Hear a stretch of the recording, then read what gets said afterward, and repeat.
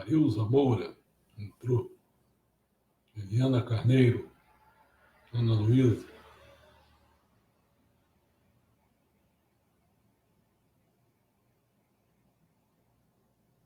Bom, como sempre, a gente começa na hora, né? Os outros que chegam depois. Então, hoje, Sara, tudo bem? Hoje, a gente já terminou na parte dessa evolução de Deus, falando sobre Deus. Nós já terminamos a parte dos filmes, aqueles 15 filmes, né? Que a gente fez os comentários, colocando os ensinamentos Meixo em cima deles, tal. E o livro, hoje a gente encerra o livro. Agora, colocar os ensinamentos Meixo em cima do livro, isso vai ser feito no domingo. 18. Né? Dia 18. E amanhã a gente vai acabar também a parte das apresentações dos ensinamentos, dos livros de ensinamentos, daquelas fontes de organizações messiânicas. Né? São aquelas 36. Amanhã vai ser a 13ª. A 13ª não. 36ª. Né? E depois, na segunda-feira, a gente vai fazer uma avaliação dessas apresentações, entendeu? Então, hoje e amanhã a gente encerra. Mas não encerra bem, porque a gente vai colocar Meixo Sama depois em cima dessas questões. Bom, então, hoje nós vamos falar, então, para fechar, bem, não somos especiais, e vamos, então, falar desde as Escrituras como revelação, o amadurecimento de Deus até agora, como se fosse um amadurecimento de Deus. O amadurecimento de Deus que a gente tem, né? Como ser humilde, lição número 2, e o futuro de Deus. O quê? O futuro de Deus para a humanidade. Né? Bom, então vamos lá. Como sempre, a gente faz uma introdução primeiro. Entre as coisas que muçulmanos, cristãos e judeus sempre tiveram em comum, está uma tendência em exagerar o que os tornou especiais no passado. Por isso que o tema de hoje é bem isso. Não somos especiais? Somos ou não somos? Então, sempre essas 3 religiões abraâmicas sempre tenderam a exagerar o que se tornou especial no passado. As escrituras hebraicas descrevem os israelitas como revolucionários teológicos. Eles entraram em Canaã apoiados pelo único e verdadeiro Deus e subjugaram os politeístas ignorantes. Bom, na verdade, como vimos, a religião israelita emergiu do ambiente cananeu e foi ela própria politeísta. O monoteísmo não predominou em Israel até o exílio babilônico no século VI a.C. Entendeu? Então, esse exagero, quando a gente vai ver as coisas, não são bem assim. Os cristãos, por exemplo, veem Jesus como o homem que trouxe aos judeus uma mensagem radicalmente nova de salvação pessoal e que estava determinado a levá-la aos povos do mundo. Mas Jesus era ele próprio um judeu, pregando a outros judeus, e sua mensagem essencial era provavelmente conhecida. Uma mensagem de salvação nacional. Uma mensagem sobre a reabilitação vindoura de Israel à grandeza. Seu programa não incluía, o que parece, a abrangência transétnica, ou seu corolário moral, um amor fraternal que não conhecesse fronteiras nacionais. Essa doutrina adentrou o cristianismo décadas após a morte de Jesus, e não foi enquanto que ele vivia. Um reflexo não de seus verdadeiros ensinamentos, mas do ambiente multiétnico, cosmopolita do Império Romano. Seus ensinamentos foram reescritos de acordo e a distorção resultante tornou-se os evangelhos. Olha a diferença. Os muçulmanos consideram que Maomé trouxe 2 mensagens revolucionárias. Ele disse aos politeístas árabes que só havia um único Deus, Alá, E explicou aos cristãos e judeus que o Deus dele e Alá eram o mesmo Deus. Mas existe indício de que quando Maomé entrou em cena, Alá já era conhecido como o Deus dos cristãos e dos judeus. Um fato que ajuda a explicar porque as crenças e os rituais cristãos e judaicos sobreviveram no Islã. E quanto à questão de Alá ser o único Deus, aqui Maomé foi ambíguo. Em deferência ao poder político dos politeístas árabes, ele parece ter admitido em determinado momento a existência de outros deuses, recostando-se somente mais tarde em um monoteísmo permanente, e ainda assim ele foi cuidadoso em preservar costumes originalmente politeístas, uma perseguição anual à Meca, a peregrinação anual à Meca. O islamismo não nasceu de um caráter firme, inteiramente novo, mas de um acordo flexível entre o judaísmo, o cristianismo e o paganismo árabe. Logo, se nem Moisés, se nem Jesus e se nem Maomé trouxeram grandes novidades à cena, e se realmente a origem das três crenças abraâmicas pode ser vista como um tipo de síntese cultural, uma recombinação orgânica de elementos pré-existentes. Como fica a afirmação de que elas são religiões da revelação? Bom, então vamos começar. As escrituras como revelação. Vamos ver isso. De fato, as coisas não parecem boas para a afirmação tradicional de que elas seriam religiões de uma revelação especial. Todavia, há ainda assim um sentido, ainda que menos sensacional, pelo qual as escrituras abraâmicas podem ser entendidas como revelação. Para começar, essas escrituras revelam o caminho do desenvolvimento moral intrínseco à história humana. Essa revelação é difícil de acompanhar porque o progresso moral é intermitente. Não é aquela coisa contínua. Com vários retrocessos, vai e volta, vai e volta. E para complicar ainda mais, as escrituras não estão organizadas em ordem cronológica. Lembra o que eu falei? Vai ler o Gênesis. Como é que você vai começar? Vai ler o Alcorão. Melhor começar pelo meio, porque dos textos mais compridos para o mais curto, confusão danada, entendeu? Aí você não consegue compreender. Claro, estava vivendo uma situação diferente e o cara escreve diferente. Assim mesmo acontece com o Meixão. Tem que ficar prestando atenção. Por isso que eu tenho uma ideia de fazer, já estou falando de novo, de botar, às vezes, com um ponto lá dessa nossa programação que a gente vai falar no dia 24, 25, né? 25. Botar isso aí, a ordem cronológica dos ensinamentos do Meixão, para ver quando ele estava escrevendo, ele estava... Eu não posso, porque eu não tenho condições de dizer naquele momento que ele estava respondendo a quem, o que ele... Porque eu não tenho dados. Mas pelo menos dando uma ideia do ano, do que está acontecendo por ali, a gente pode ter uma ideiazinha, entendeu? Melhor do que essa, que a gente não tem ideia nenhuma. Né? Assim, mensagens de tolerância e de beligerância, de amor e ódio, estão misturados de modo aparentemente aleatório. No entanto, vistas no contexto, essas mensagens cedem a um padrão. Quando as pessoas percebem situações de ganho recíproco, tem duas pessoas, todos os dois estão ganhando, ou duas nações, todas as duas estão ganhando, né? E consideram que podem trabalhar juntas, elas se abrem aos pontos de vista umas das outras e até a existência uma das outras. Desse modo, conforme a evolução tecnológica confere maior abrangência ao reino das somas não zero, todos os dois estão ganhando. O que essa evolução vem fazendo insistentemente através da história, e tudo indica que continuará fazendo, há motivos para reconhecer e respeitar a humanidade de um círculo cada vez mais amplo de seres humanos, entendeu? Por que o pessoal não parte para uma guerra nuclear? Porque se partir para uma guerra nuclear, a soma vai ser zero. Todos os dois vão perder. Entendeu? Aí destrói o planeta, quem é que vai ganhar? Entendeu?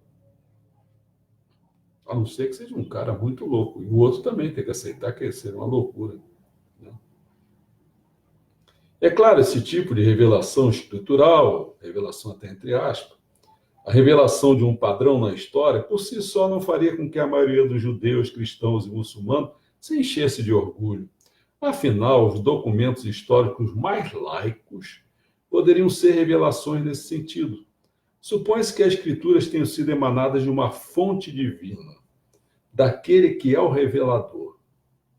E elas confirmariam não só algum postulado vago sobre um padrão moral na história, mas declarações teológicas específicas. Nesse caso, declarações sobre se seriam os cristãos, muçulmanos ou judeus os que conhecem Deus e a sua vontade. Como é que fica? Quem conhece Deus e a sua vontade? Entretanto, há um motivo pelo qual esse tipo de revelação menos sensacional poderia ser munição bem-vinda para os abraâmicos. Quando eu falo sempre abraâmicos, você está entendendo, né? Que veio de Abraão, então todas as três vieram, certo? Bem-vindas para Abraão, que se visse um debate teológico, principalmente se o debate estivesse a todos no mesmo lado. Se eles esqueceram as diferenças que tem entre si em relação às outras religiões, veremos um divisor maior no pensamento moderno, aquele entre as pessoas que acham que existe, de alguma forma, uma fonte divina de significado, um propósito superior neste universo, e as pessoas que não acham isso. De um lado, estas pessoas, como o físico ganhador do prêmio Nobel, Steven Weinberg, né, que disse notoriamente: quanto mais o universo parece compreensível, mais parece também sem sentido. Em seu ponto de vista, não existe nenhuma fonte transcendente de significado ou de orientação moral. Não se trata de uma ordem moral lá de fora, disse ele certa vez. Trata-se de algo que nós impomos. Esse negócio de Deus, de coisa, é troço que nós estamos impondo. Não vem de fora. Deus não falou nada. Para esses caras, nem Deus existe. Mas o que as escrituras abraâmicas ilustram, ainda que obscuramente, é que há uma ordem moral lá fora. E ela é imposta sobre nós. Recursos intrínsecos na história, procedentes da lógica básica da evolução cultural, dão à humanidade a opção entre evoluir moralmente ou pagar um preço por falhar em fazê-lo. Daí o padrão, através de milênio, pelo qual as pessoas situam cada vez mais pessoas dentro do seu círculo de consideração moral. E daí as ondas de sofrimento decorrente da falha em fazê-lo. E daí o atual momento culminante desse padrão, o momento em que a única maneira de evitar um enorme desastre de proporções possivelmente catastróficas seja a expansão desse círculo moral para todo o planeta. Não é apenas para uma região, para todo o planeta. A marcha da história desafia as pessoas a expandir seu raio de solidariedade e compreensão, a ampliar sua imaginação moral, a compartilhar a perspectiva das outras pessoas ainda mais além. O tempo atraiu-nos para a aparente banalidade, embora evasiva, a verdade moral de que as pessoas em qualquer lugar são pessoas exatamente como nós. Dizer que isso significa uma ordem moral não implica que essa ordem prevalecerá. Não implica que abraçaremos essa verdade, passaremos no teste e anunciaremos uma era de tranquilidade. Muitas pessoas podem resistir à verdade, de tal modo que, ao contrário, o caos se suceda. A ordem moral baseia-se no fato de que esse preço, com efeito, será pago se a verdade moral não despontar de maneira abrangente. A ordem moral é a coesão do relacionamento entre a ordem social e a verdade moral. Vamos começar a esquecer somente o sujeito. Tem que conhecer também a sociedade. A sociedade tem que ter uma ordem social. A sociedade hoje não está ordenada. Está uma confusão desgraçada. De tudo quanto é tipo. Tudo quanto é tipo. Não tem ordem, não tem respeito. Nem os professores. Né? Então, essa verdade moral tem que estar junto com essa ordem social. O fato de que existe uma ordem moral lá fora não quer dizer que existe um Deus. Por outro lado, a evidência a favor da hipótese de Deus e contrária ao ponto de vista daqueles físicos que eu falei. Né? No grande divisor do pensamento atual entre aqueles, incluindo os abraâmicos, que enxergam um propósito superior, uma fonte transcendente de significado, e aqueles como esse físico que não vem assim. A existência manifesta de uma ordem moral pende claramente para um lado. Além disso, ainda que acreditar nessa ordem moral não signifique que você creia em Deus. Isso pode tornar você, de certa forma, religioso. No primeiro capítulo, quando estávamos procurando uma definição de religião abrangente o suficiente para englobar as muitas coisas que foram chamadas de religião, optamos por uma formulação de quem Meixo-sama gosta muito, que é William James. O que é que o William James fala? Ele fala, a fé religiosa, ele diz, consiste na crença de que existe uma ordem invisível e que o nosso bem supremo reside em ajustarmos harmoniosamente a ela, ou seja, a essa ordem invisível.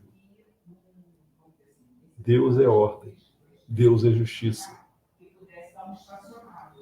Presumidamente, uma coisa que se qualificaria como nosso bem supremo, na visão de William James, é perceber claramente e aceitar o quê? A verdade moral.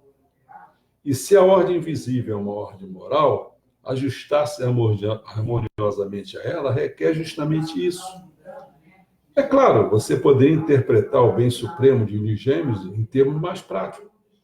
Nosso bem supremo, você poderia dizer, é a nossa saúde e sobrevivência, a nossa prosperidade e a paz. Mas mesmo com essa interpretação, a ordem moral revelada nas escrituras abraâmicas é compatível com a formulação de James. Afinal, a maneira pela qual a história atrai as pessoas para a verdade moral é por meio de quê? Da recompensa. Por terem buscado e pela punição por terem resistido a ela. Então, recompensa e punição. Entendeu? Conforme a evolução tecnológica aproxima cada vez mais pessoas, ou ela reúne tolerância e respeito mútuo para se relacionarem umas com as outras, ou não conseguirão prosperar.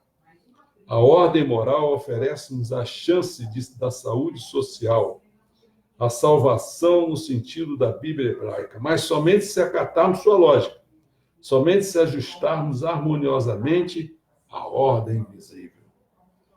Vimos no último capítulo que os profetas abraâmicos estavam certos, pelo menos no sentido de acreditar que a salvação é possível desde que compreendamos o que ela requer. Agora podemos dizer que eles estavam certos no sentido mais profundo ao acreditar que a salvação requer um alinhamento mais próximo com o eixo moral do universo. É claro, eles não colocaram dessa maneira, eles não usaram frases como o eixo moral do universo. Eles apenas disseram que a salvação requeria o alinhamento de si mesmo com a vontade de Deus.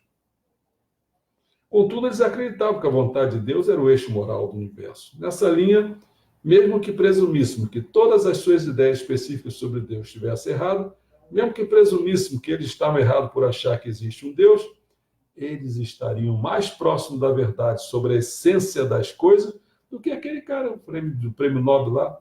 Ou existe uma ordem moral, ou não existe. E eles disseram que existe. O físico disse que não existe. Parece que eles estavam certos. Vamos então para ver agora o amadurecimento de Deus até agora. No capítulo 8, quando falei sobre o amadurecimento do Deus abraâmico, Não o fiz porque tinha confiança de que esse Deus ou qualquer outro Deus existisse. Trata-se de uma questão a que não sou, esse autor diz, não sou qualificado para respondê-la. Filo porque Deus das Escrituras abraâmica, real ou não, tinha uma tendência a amadurecer moralmente.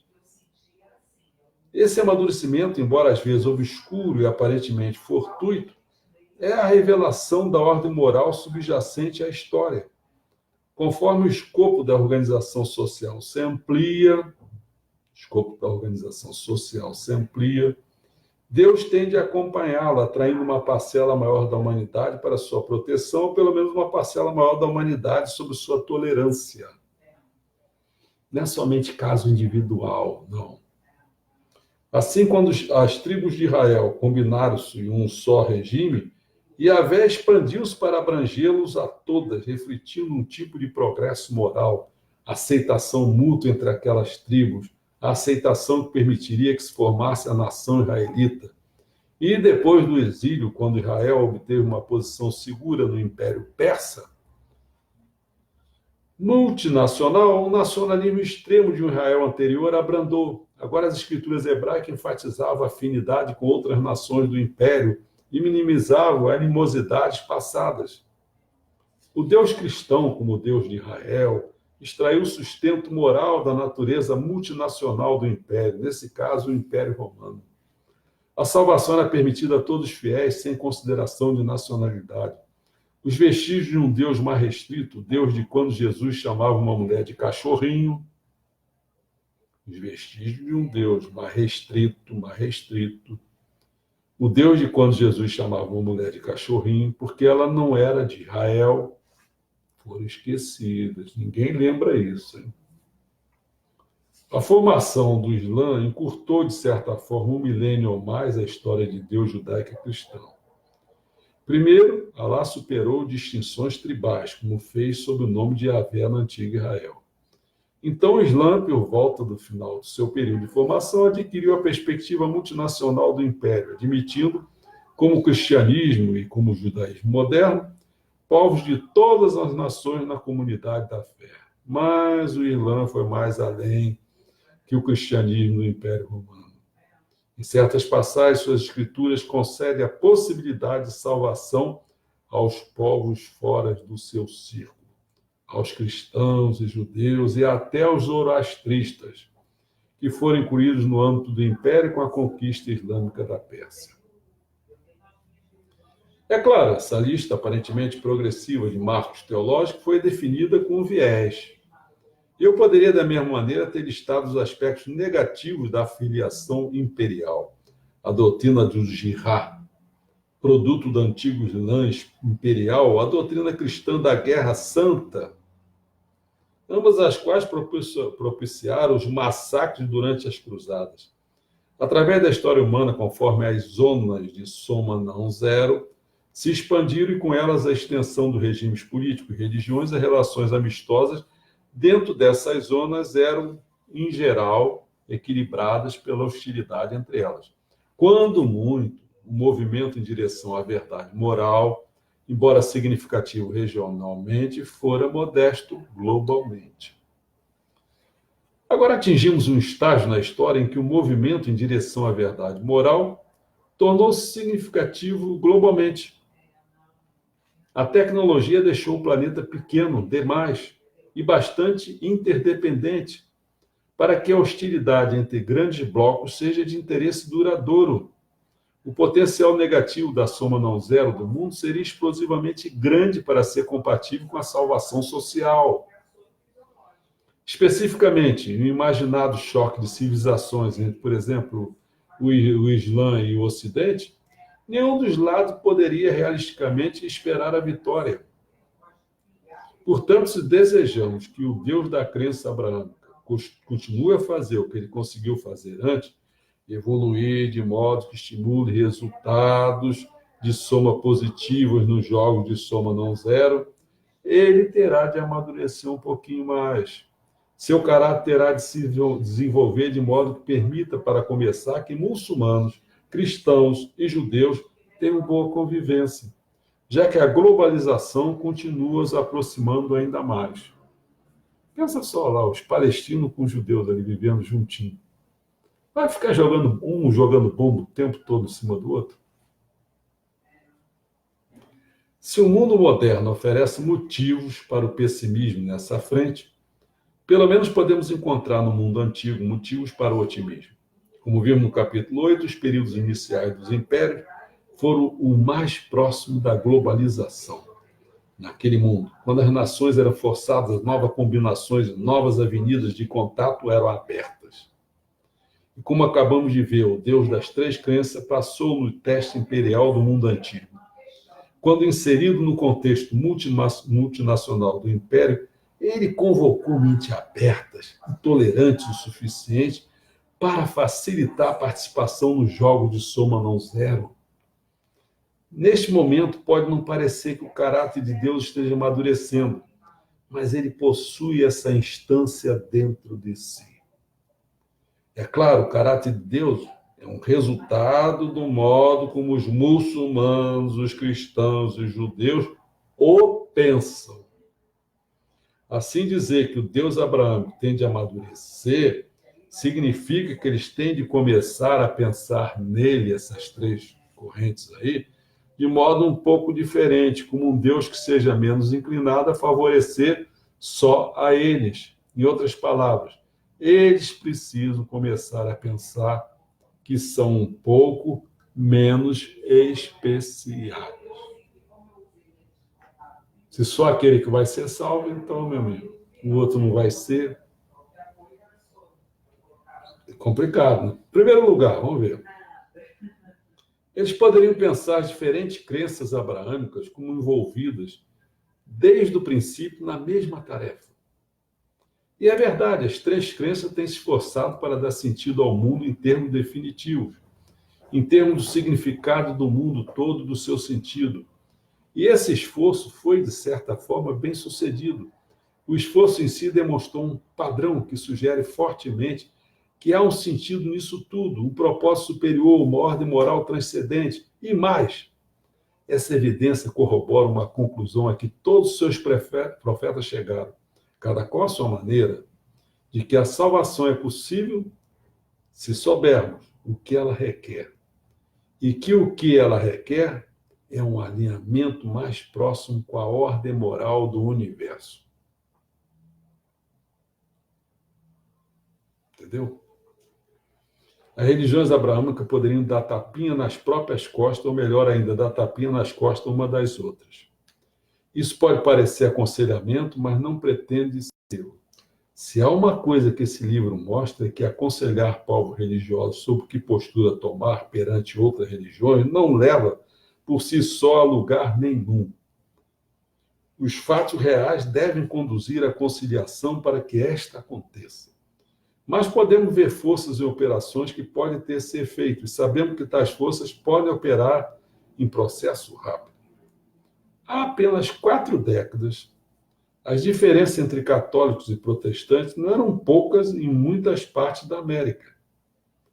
Exomia era um termo aplicado ao casamento de católicos com protestantes, os quais não eram sempre bem recebidos.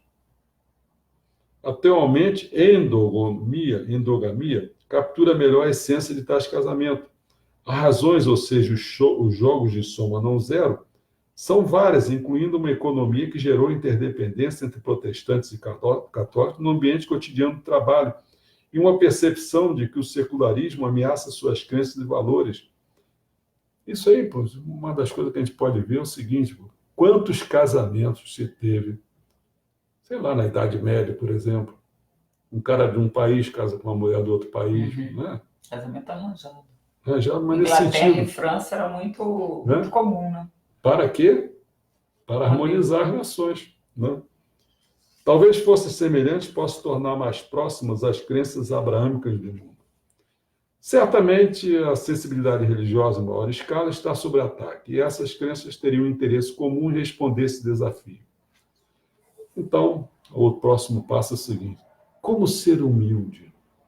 É a lição número 2. Outra maneira de fazer com que as religiões abraâmicas se sintam menos especiais seria assinalar que elas não estão sozinhas na tentativa de dar sentido ao mundo em termos definitivos. As religiões não abraâmicas têm estado envolvidas na mesma tarefa. E, indiscutivelmente, algumas se saíram até melhor do que elas nisso. Considera-se a ideia de que a salvação social, ou seja, evitar o caos, exige maior adesão à verdade moral. Claro. Mais gente concordando com essa verdade moral, a salvação social fica melhor. Menos gente, o que acontece? Cada um vai pensar da sua maneira. Qual é a sua moral, qual é a sua... Esta é, de certa forma, a validação fundamental do empreendimento a que se dedica o judaísmo, o cristianismo e o islamismo. Trata-se de uma ideia, como argumentei, que a direção básica da história ratifica. É uma ideia expressa nas três crenças. Ainda assim, nenhuma das três crenças a expressou de maneira tão central e tão explícita como o fez muito tempo antes de que elas surgirem. Qual foi? A religião do Antigo Egito. No capítulo 13, vimos que uma vida após a morte, dependente da moral, uma ideia sabidamente central ao cristianismo, fora antecipada no Egito, bem antes da era de Jesus, na corte do deus Osíris. O histórico moral dos mortos era julgado e seu destino determinado de acordo. Lembra aquela balancinha? Vai botar aí o peso aí dos seus pecados, né? A sua alma está muito pesada ou não. Entretanto, não nos aprofundamos na riqueza simbólica desse processo judicial. Quando os mortos faziam suas declarações de pureza moral, a veracidade destas era verificada, colocando-se o seu coração sobre uma balança e contrapesando a uma pluma que representava Maat, a deusa da verdade. Era um momento de tensão. Ao lado estava Amur, a devoradora, uma deusa abominável que comeria um morto se o coração fosse julgado corrupto. Eita, se fosse aqui no Brasil, naquele parlamento nosso, sem cacete. Essa deusa Amur seria tem tanta gente lá.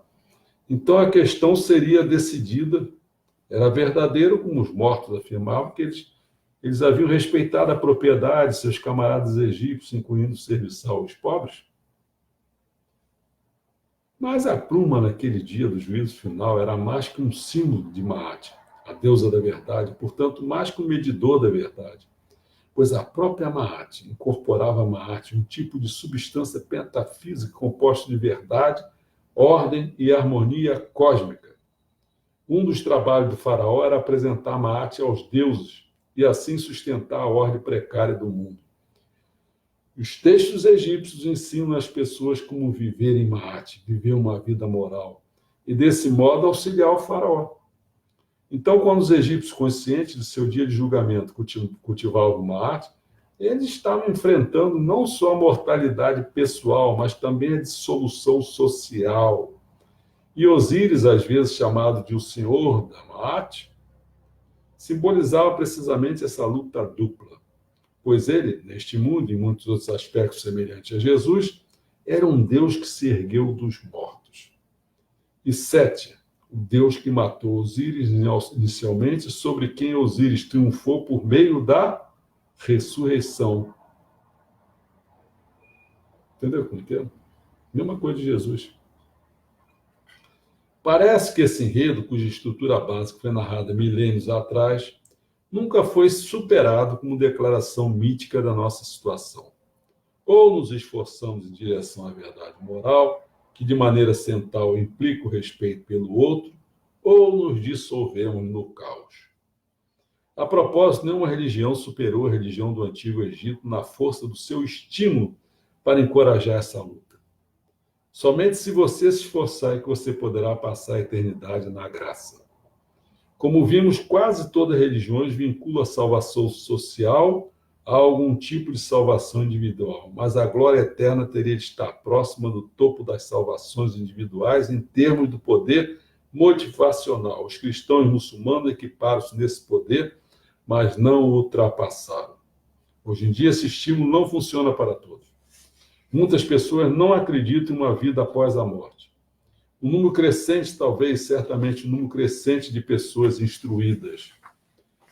Além disso, muitas pessoas não se veem na busca de salvação pessoal em qualquer outro sentido também. Salvação. Tem gente que não quer nem saber se vai se salvar nem nada, ele não acredita em nada disso, né? O que levanta uma questão na era moderna: como aplicar a fórmula, já testada pela história, de formar um vínculo entre a salvação individual e a salvação social, para fortalecer o tecido social? Não tem. Aliás, o João está lá por aí, né? Ah, Ô, João, vamos tentar aí, porque eu tô acreditando que esse site, botando as pessoas que querem realmente, né? A gente pode falar algumas coisas assim, mas quem está fora desse eixo aí, não adianta fazer parte, nem adianta eu ficar falando para essas pessoas. Eu tenho que falar para esse grupo de pessoas seleto que querem realmente, que querem ser mamerito, que querem estudar os ensinamentos, que querem. Porque eu noto assim, quer ver? Eu escrevi uma coisa aí, me esforço aí de escrevendo coisa aí, no geral, nas postagens do Facebook. Quando vou ver lá, 5 pessoas, 7 pessoas. Mas para que eu estou escrevendo isso? Botando-se em aberto assim. Não, se a gente tiver poucas pessoas, tá bom, então são para essas pessoas que a gente vai escrever, entendeu? O restante não precisa de nada, eles não querem saber de nada. Às vezes são pessoas só de uma nota só pensa numa coisa só naquilo, entendeu? Se ele gostar, sei lá, de Jorei, ele vai ficar o resto da vida pensando em Jorei. Se ele gostar de agricultura, ele vai ficar pensando o resto da vida em agricultura. Se gostar, entendeu como é que é? O cara é de uma nota só, é o João Gilberto, tá certo? Então, para quê? Esse cara, aí quando eu escrevo sobre aquilo, aí o cara aí vê. Quando eu não escrevo sobre aquilo, ele não vê. Pô, então tá bom, cara, não precisa de mim não, cara. Aí pega o teu barco aí e faz outra coisa na vida. Mas para fortalecer o tecido social, ele tem que acreditar na salvação individual e a salvação social, essas duas coisas ali juntas. Então, para que ele vai pensar nisso, cara? Tem uma teoria lá o Calvino, se não me engano. O Calvino, tem o Lutero Calvino, não. O Calvino, por exemplo, achava, era o Calvino, acho que era. O Calvino achava que as pessoas que já iriam ser salvas, já estava predestinado antes. Não precisa fazer esforço nenhum. Caramba, como é que, como é que um camarada disse assim, não? Porque a maioria diz assim, não, vamos esforçar, talvez eu vou ser recompensado, eu vou ser punido. Se não tiver isso, o cara vai fazer para quê? A maioria nem se pergunta sobre isso, entendeu? Porque para eles não faz, não tem sentido. O cara vive uma vida, vai vivendo, vai vivendo. Aí quando tem uns perigozinhos assim de que está doente, está não sei o quê, aí ele fica todo com medo, aí procura religião, procura não sei o quê. Mas passou aquele perigo, ele já, pronto, esquece tudo. Vai continuar naquela vidinha medíocre, entendeu? É isso que está, o mundo está assim mesmo. Se tantas pessoas não procuram a salvação, como fazer da maior adesão à verdade moral um pré-requisito para isso? Felizmente, ocorre que, na verdade, todos procuram a salvação. A palavra salvação, lembremos, vem de uma palavra latina que significa manter-se intacto, manter-se íntegro, estar em boa saúde, e todos os ateístas, agnósticos e crentes igualmente estão tentando manter-se em boa saúde mental, tentando manter sua psique, o seu espírito, como queira chamar, intacto, manter o corpo e a alma integrados. Eles estão tentando, poderíamos dizer, evitar o caos em nível individual. Eles têm um medo que as coisas aconteçam com eles. Socialmente, isso aí não lhe pertence. Logo, o desafio básico para vincular a salvação individual à salvação social pode ser posto em uma linguagem igualmente simétrica, ainda que mais secular. O desafio é vincular a prevenção do caos individual à prevenção do caos social. Ou vincular a busca da plenitude psíquica à plenitude social. ou vincular a busca da harmonia psíquica à harmonia social, indivíduo e sociedade. A nossa igreja não ensina isso. Salvação individual. Adoro ficar falando sobre isso. Aí o cara dá um donativo porque recebeu uma salvação individual.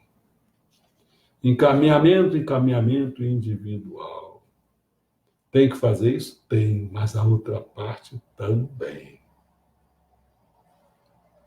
Ou qualquer coisa do gênero, a linguagem exata depende do contexto. Devotos abraâmicos usarão linguagem diferente da dos buscadores da nova era, da dos agnósticos neobudistas, da dos humanistas seculares e por aí vai. Algumas pessoas se animarão com a ideia de que buscar a salvação pessoal vinculada à salvação social é alinhar-se com um propósito cósmico manifestado na história, enquanto outras pessoas não se animarão com isso, ou porque não concordam que é um propósito manifestado, ou porque não se interessam, ou porque qualquer outra porcaria. No entanto, seja como for a descrição desse vínculo, e qualquer que seja a natureza dessa estrutura de estímulo, o vínculo terá de ocorrer para um percentual razoável de seres humanos no mundo. Para que ele surta efeito, a salvação social pode ou não estar próxima, dependendo da extensão com que os indivíduos, ao buscarem suas próprias salvações, expandam sua imaginação moral e assim expandam o círculo de consideração moral. Finalmente, o último ponto é sobre o futuro de Deus. E aí? Um risco de parecer insistente com o fato de as crenças abraâmicas não serem tão especiais, essa expansão do círculo moral é outra área em que as religiões não abraâmicas às vezes superam as abraâmicas. Considere-se o budismo, sob a influência do imperador indiano Ashoka, do século III a.C. Nós falamos brevemente no capítulo 12, aliás. A conversão de Ashoka ao budismo, com a conversão posterior de Constantino ao cristianismo, garantiu à sua nova religião uma posição sólida sobre uma plataforma imperial, não é isso? E a ênfase do budismo no amor fraternal e na caridade, semelhante à mesma ênfase do cristianismo na Roma antiga, era, ao que tudo indica, interessante para a unidade transétnica do império. Entretanto, como os antigos califados islâmicos, diferentemente de Constantino, Ashoka insistiu no respeito às outras religiões no império. Ele nunca exigiu a conversão. Olha só, hein? Em resumo, Ashoka combinou o melhor das duas religiões imperiais de tradição abraâmica. E então fez uma melhor. Enquanto o cristianismo e o islamismo estavam ambos engajados em uma guerra santa imperial, Ashoka renunciou à conquista, tomado pelo horror do evento que antecedeu e provocou sua conversão ao budismo, sua própria conquista sangrenta de uma região vizinha. A conquista mais importante, ele declarou, é a conquista moral. Assim, o som dos tambores da guerra seriam substituídos pelo chamado do Dharma, o caminho da verdade moral. E se as religiões abraâmicas realmente abrissem mão de sua impressão de serem tão especiais e demonstrassem respeito umas às outras, e até, quem sabe, respeito às crenças não abraâmicas, sem dúvida pareceria a muitos cristãos, judeus e muçulmanos uma ofensa à sua crença. Ainda assim, isso equivaleria a um tipo de confirmação. Na essência de cada crença, há a convicção de que existe uma ordem moral. E para a concepção abraâmica de Deus, evoluir dessa forma seria ainda mais evidência de que tal ordem existe. Para os judeus, cristãos ou muçulmanos, apegar-se a afirmações de seu caráter especial poderia fazer suas crenças parecerem, talvez, serem menos válidas. Como Ashoka afirmou, em um diferente contexto, se um homem exalta sua própria fé e menospreza a outra por causa da devoção à sua própria, é porque ele deseja glorificá-la. Ele ofende seriamente a sua própria fé. É extravagante pensar que um dia as crenças abraâmicas renunciarão não só às suas declarações, que são especiais, mas mesmo a afirmação de que todas as empresas abraâmicas é especial. Tal mudança radical no caráter de Deus pode ser imaginável? Mudanças dessa natureza já aconteceram diversas vezes, mas uma transformação não seria novidade. Há uma forma teológica eficaz para dissolver o sentimento de ser especial, demonstrando por diferentes crenças. É notavelmente mais associada aos hindus, que parece ter usado como maneira de integrar as várias regiões que permitiam a adoração dos deuses hindus diversos deuses hindus. A ideia de que todos os deuses, com seus diferentes nomes, são manifestações de um único ente supremo. Então você pode adorar qualquer um, bota um nome nesse, naquele, no final ele é uma manifestação de um daqueles deuses, de um Deus supremo. Entendeu como é que é? E isso, de certa forma, tem... Bom, depois quando eu falar sobre a questão do domingo, né? É domingo que eu vou fazer uma fechada aqui, eu vou falar, colocar em cima desse livro a questão, como é que é, dos ensinamentos do Mestre Sama em cima do livro, né? E esse vai ser uma das coisas que eu vou botar. Tem até uma cruzinha aqui que eu boto, que eu já sei que eu vou botar, vou falar sobre isso, né? Como o antigo texto registrou, eles o chamam de Indra, Mitra, Varuna e Agni, e também e o belo celestial Garatyuman. O real é um, embora os sábios o nomeiam variadamente. E assim a gente encerrou esse livro, né? Espero que tenham aproveitado. Vamos ver se domingo a gente consegue assim colocar bem a messiânica, né? O ensinamento do Mestre Sama, em alguns pontos desse livro. Eu pretendo dar um encontro assim, um fecho nisso. E amanhã eu falo sobre esses livros, né? São os 36, que aí são 142, se não me engano. Então, daqueles 36 que nós fizemos durante esse tempo todo, eu faço amanhã que assim, lembra? Eu queria fazer com a MMB, os que tinham mais livros, eu ia fazer no primeiro, tá certo? Então, como são 11, então agora, como cheguei ao final, tinha Shumeia, Tensei Shibikai, aí muitos livros que eles escreveram, já os outros já escreveram, entendeu? Os outros já foram lá, já pegaram as coisas dos livros que nós, como é que se lê? Livros teóricos, livros básicos, livros que me chamam, reuniram aquilo ali no livro oficial, não esqueci o nome para isso. Então, quer dizer que... Original. Aí o que eu faço? Na segunda-feira eu dou uma fechada também, fazendo aí E aí a gente vai deixar um pouco a semana toda correr, e aí esse é dia 24, né? Você falou 25 é domingo, sábado, domingo, acho que é domingo. Domingo, aí eu vou falar sobre a programação do que a gente pretende para fazer para essas pessoas que quiserem fazer parte do site, desse site. Então, acredito que a gente vai ter que colocar, eu não sei bem se já... Porque eu acho que eu vou começar mesmo, acho que é no dia 6 de setembro. Mas eu tenho que dar um espaço para as pessoas se cadastrarem, as que quiserem fazer parte desse site, né? Esse é o panorama, entendeu? E aí, a partir do dia 6, qual é a ideia? Vamos rumar para quê? Segundo a visão que eu tenho, não quer dizer que seja a correta, a verdadeira, né?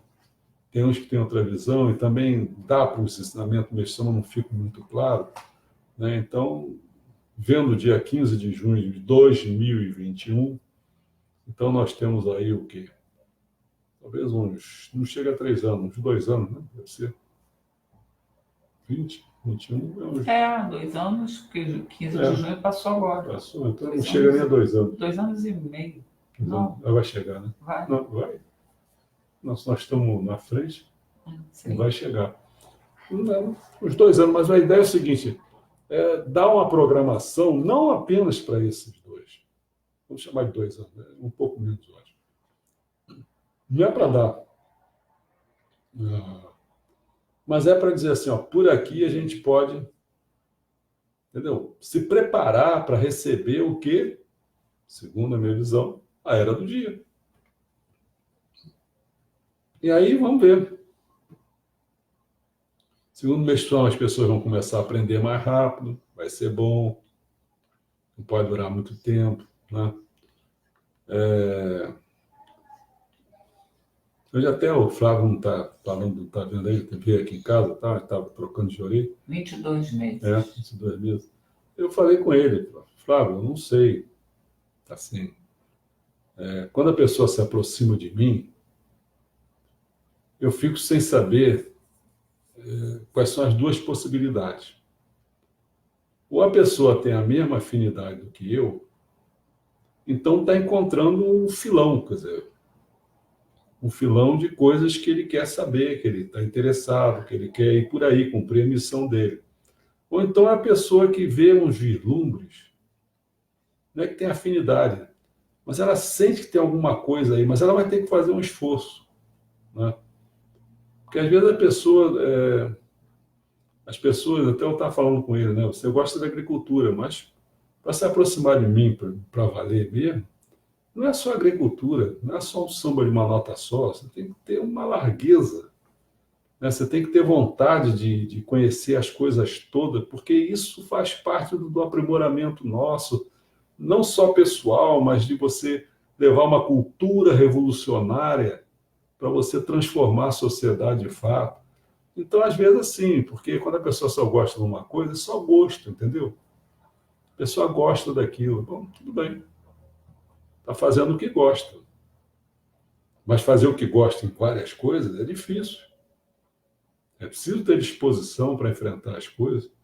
É como eu até mostrei para ele, ó. Estou lendo, ó. Aqui, ó. Aqui, ó. Olha o tamanho de bicho. Acordo. Onde que eu já estou? Estou aqui. Deixa eu ver se estou vendo. Não dá nem para ver se eu queria. Não dá para ver. Dá, ué, tá vendo aí. Onde que está? Onde está o marcador? Lá o marcador. Já estou. Aí, acordo de manhã cedinho de madrugada, e ó. Lasca o prazo, entendeu? Tem que pegar esse livro todo. Esse mesmo que eu acabei de dar aqui, olha o bichinho como é que é. Já mostrei para vocês aqui. Ó. Isso aí é o tamanho do bicho, tá vendo? Evolução de Deus. Tem que ralar, cara. Bom, vamos dar uma espiada aí para ver se tem alguma coisa. Meu 4G aqui tá horrível hoje. Toda hora cai. É mesmo, Transmissão, eu não sei. Muito bem, Jussara. Aí, Jussara, como é que tá aí o cemitério aí, pô? Jussara é gozada. Regina Maria Cardoso, tal, João Carlos, Luiz Domingues. Tem bastante gente, mas eu não sei qual é o interesse das pessoas. Tudo bem. Então, amanhã nós vamos entrar, dar uma fechada, como eu estou falando, porque eu estava falando, acho que acabei não concluindo aqui. Chegou no Chumeio Tensei de Bicar, que a gente vai ver assim.